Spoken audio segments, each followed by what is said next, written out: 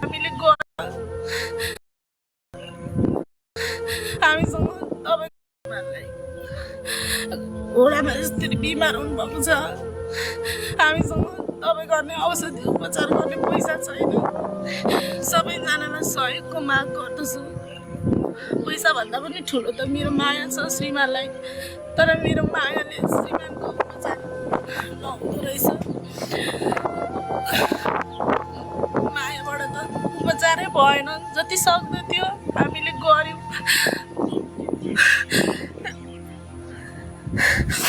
श्रीमान र मैले मिलेर आफूसँग भएको सबै पैसाले औषधि उपचार गऱ्यौँ। तर अब 9 लाख 10 लाख भनेपछि त हामीले हार खायौँ। उपचार गर्न हामीसँग आँटै आएन। त्यही भएर हामीले 1.5 महिनासम्म हामी यत्तिकै बस्यौँ। सबैले सहयोग गरिदिनु होला। मेरो सिउँदोको सिन्दुर सधैँभरि नमेटियोस्। मेरो 2टा छोरी छ, म छु। सधैँभरि मेरो श्रीमान मेरो साथमै यसरी देखिरहन पाऊँ।